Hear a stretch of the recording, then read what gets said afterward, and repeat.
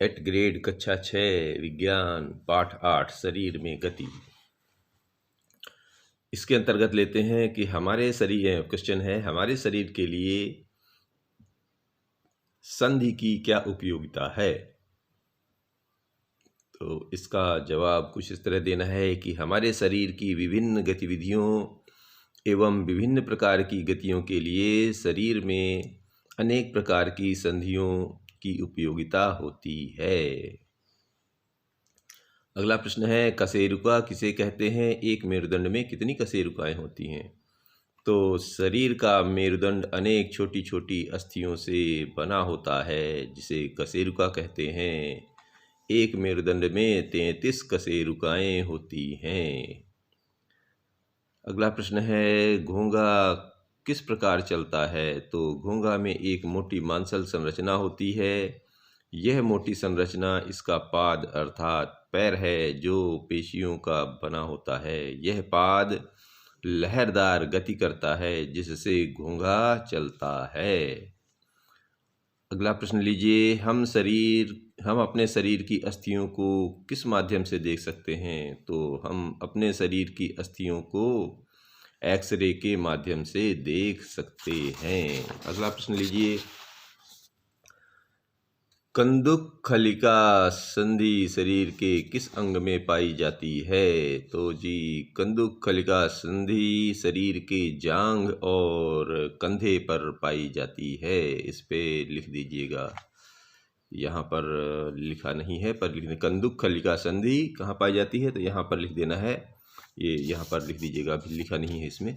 तो इसमें लिखना है कि कंदुक खलिका संधि बाहों में और जांघों के जोड़ पर पाई जाती है। श्रोणि मेखला और जांघों के जोड़ में और कंधे और बाह के जोड़ में पाई जाती है। आगे लीजिए एक अस्थि को गति देने के लिए पेशियां किस प्रकार कार्य करती हैं। तो एक अस्थि को गति देने के लिए इधर पहले एक बना दीजिए पेशी और कुछ लिखना है कि किसी अस्थि को गति प्रदान करने के लिए दो पेशियों को संयुक्त रूप से कार्य करना होता है। जब दो पेशियों में से कोई एक सिकुड़ती है तो अस्थि उस दिशा में खिंच जाती है। युगल की दूसरी पेशी शिथिल अवस्था में आ जाती है। अस्थि को विपरीत दिशा में गति करने के लिए अब शिथिल पेशी सिकुड़कर अस्थि को अपनी पूर्व स्थिति में खींचती है।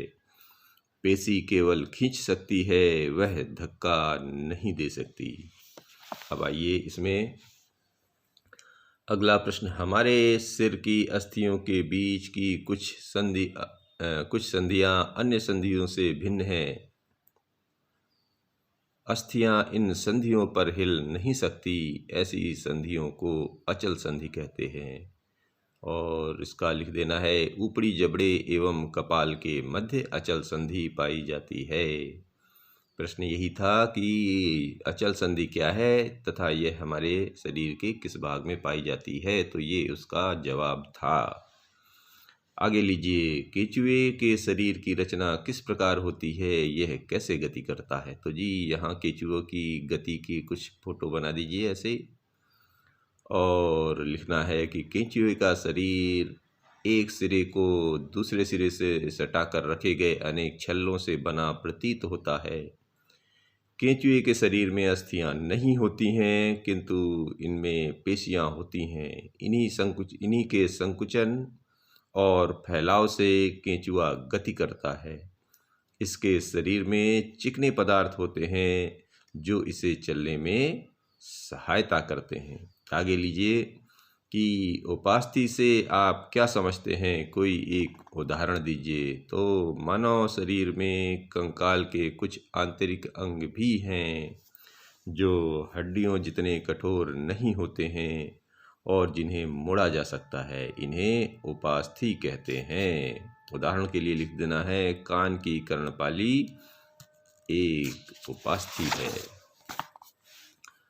इसी में 10वां प्रश्न है कि पसली पिंजर क्या है, चित्र सहित व्याख्या करना है। तो ये जो पसली पिंजर का चित्र काफ़ी कुछ इस तरह बना दीजिए और फिर इसमें लिख दीजिए हमारे वक्ष में कई पसलियाँ होती हैं।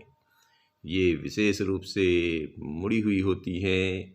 ये वक्ष की अस्थि एवं मेरुदंड से जुड़कर एक बक्से की रचना करती हैं। इस शंकु रूपी बक्से को पसली पिंजर कहते हैं। वक्ष के दोनों तरफ 12 पसलियां होती हैं।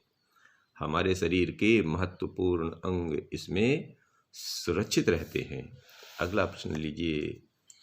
शरीर के विभिन्न अंगों को घुमाइए और बताइए कि इसमें कौन सा अंग किस तरह घूमता है, मुड़ता है एवं इसमें उपस्थित संधि का नाम बताना है। तो गर्दन जी अंशतः घूमता है, ये है धुराग्र संधि है। कलाई भी अंशतः घूमता है, लेकिन इसमें हिंज संधि होता है। घुटना अंशतः घूमता है, इसमें भी हिंज संधि होता है। कोहनी भी अंशतः घूमता है, इसमें भी हिंज संधि होता है। भुजा पूर्णतः घूमता है, इसमें कंदुक खलिका संधि होता है। एड़ी अंशतः घूमता है, इसमें हिंज संधि होता है। पीठ भी अंशतः घूमता है, यह भी हिंज संधि। सिर में अचल संधि और हाथ की उंगलियां में भी हिंज संधि होता है। क्या कारण है कि कुछ पक्षी हवा, भूमि तथा जल तीनों में गति कर पाते हैं? तो इसमें लिखना है कि पक्षियों का शरीर इस हेतु अनुकूलित होता है, इनकी अस्थियों में वायु प्रकोष्ठ होते हैं, इस कारण इनकी अस्थियां हल्की और मजबूत होती हैं। पश्चपाद की अस्थियां चलने एवं बैठने के लिए अनुकूलित होती हैं। अग्रपाद की अस्थियां रूपांतरित होकर पक्षी के पंख बनाती हैं। कंधे की अस्थियां मजबूत होती हैं। वक्ष की अस्थियां उड़ने वाली पेशियों को जकड़े रखने के लिए विशेष रूप से रूपांतरित होती हैं तथा पंखों को ऊपर नीचे करने में सहायक होती है। धन्यवाद।